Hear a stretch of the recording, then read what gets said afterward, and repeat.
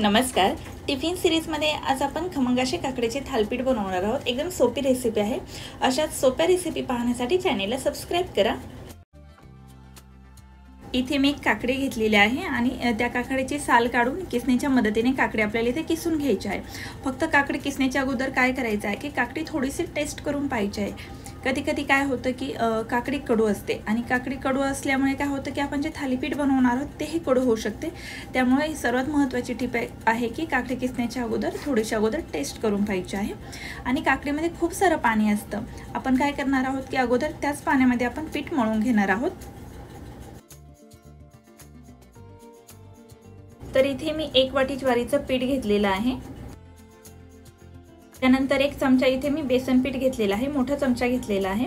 त्यानंतर 1 चमचा गव्हाचं पीठ घेतलेलं आहे। तर इथे तुम्ही तुमच्या आवडीप्रमाणे हे पीठ घेतलं तरीही चालेल। तसेच 1 चमचा तीळ घेतलेला आहे। त्यानंतर पाव चमचा ओवा घेतलेला आहे। नंतर अर्धा चमचा जिरे घेतलेले आहे, थोडेसे हिंग, खूप सारा लसूण आणि 2 हिरव्या मिरच्या जाडसर असं वाटून घेतलेला आहे। जर लहान मुलं मिरची खात नसेल तर मिरची नाही घातली किंवा प्रमाण कमी केलं तरीही चालेल। त्यानंतर इथे मी पाव चमचा हळद घेतलेली आहे।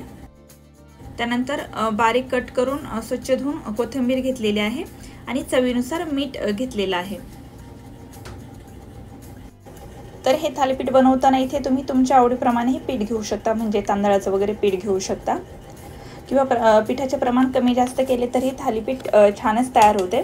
तर हे सर्व आपल्याला हे जे काकडीचं पाणी आहे यामध्ये मिक्स करून घ्यायचं आहे। जर पाणी लागले तरच पाणी ॲड करायचं आहे। तर इथे मी थोडं पाणी ॲड केलेलं आहे। तर आपल्याला इथे काय एकदम घट्टसर असा गोळा तयार करायचा नाहीये। तर थालीपीठ बनवता येईल असं आपल्याला पातळ पीठ, एकदम सैलसर पीठ बनवून घ्यायचं आहे। आणि जरी पीठ घट्ट झाले तरच काही हरकत नाहीये। त्यावेळेस काय करायचं आहे की हाताला जरा पाणी जास्त लावायचे आहे, थालीपीठ बनवून घ्यायचे आहे। तर इथे पाहू शकता एकदम परफेक्ट असं आपलं सैलसर पीठ तयार झालेलं आहे। त्यानंतर इथे एक मी पोळपाट घेतलेला आहे, त्यावर एक सुती कपडा घेतलेला आहे व त्यावर थोडं पाणी लावून घेतलेलं आहे। आणि आपण जे काही थालीपीठाचं पीठ तयार केलेलं आहे त्यातून एक पिठाचा गोळा तयार करून घेतलेला आहे आणि हाताला पाणी लावून थोडंसं पाणी लावून घेतलेलं आहे। आणि ज्या प्रमाणात आपल्याला थालीपीठाचा आकार पाहिजे त्या प्रमाणात इथे थालीपीठ बनवून घ्यायचं आहे। तर कसं असतं की थालीपीठ हे चपाती आणि भाकरीपेक्षा थोडंसं जाड असतं, त्यामुळे इथे मी मध्यम आकाराचे थालीपीठ बनवून घेणार आहे। थालीपीठाला व्हिडिओत दाखवल्याप्रमाणे छिद्र पाडून घ्यायचं आहे, म्हणजे काय होतं ज्यावेळेस आपण थालीपीठ भाजतो त्यावेळेस थालीपीठ एकदम खरपूस भाजलं जातं। त्यानंतर इथे मी एक नॉनस्टिकचा तवा घेतलेला आहे आणि तवा व्यवस्थित गरम झाल्यानंतर सर्व साईडनी तेल लावून घ्यायचं आहे। व्हिडिओत दाखवल्याप्रमाणे थालीपीठ आपल्याला तव्यावर टाकून घ्यायचं आहे। तर इथे मी सुती कपडा वापरल्यामुळे काय होतं कपडा अजिबात तव्याला चिटकत नाहीये आणि एकदम परफेक्ट असं आपलं इथे थालीपीठ निघालेलं आहे। आणि थालीपीठ बनवताना आपण जे छिद्र पाडून घेतलं होतं थालीपीठाला, तर त्या छिद्रांमध्ये अशा प्रकारे तेल सोडायचं आहे, म्हणजे काय होतं हे जे थालीपीठ आहे ते खरपूस असं भाजलं जातं। तुम्ही ज्या प्रमाणात तेलकट खाता त्या प्रमाणात तेल लावून घ्यायचं आहे।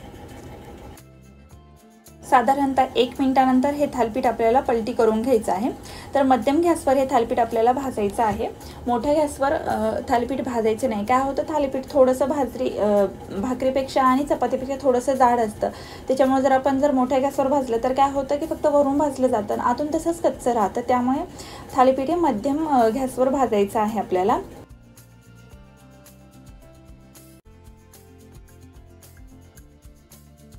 दोन्ही साईडनी खरपूस भाजून झाल्यानंतर तूप लावून घ्यायचं आहे थालीपीठाला, त्यामुळे थालीपीठाची चव अजून वाढते। तर इथे मी सर्व थालीपीठ बनवून घेतलेलं आहे। जर तुम्हाला ही माझी रेसिपी आवडली असेल तर घरी एकदा नक्की ट्राय करून पाहा। मला कमेंट करून नक्की सांगा की थालीपीठ कसे झाले आहे।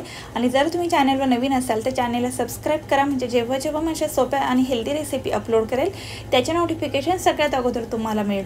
परत भेटूया अशाच एका सोप्या आणि नवीन रेसिपीवर। तोपर्यंत धन्यवाद।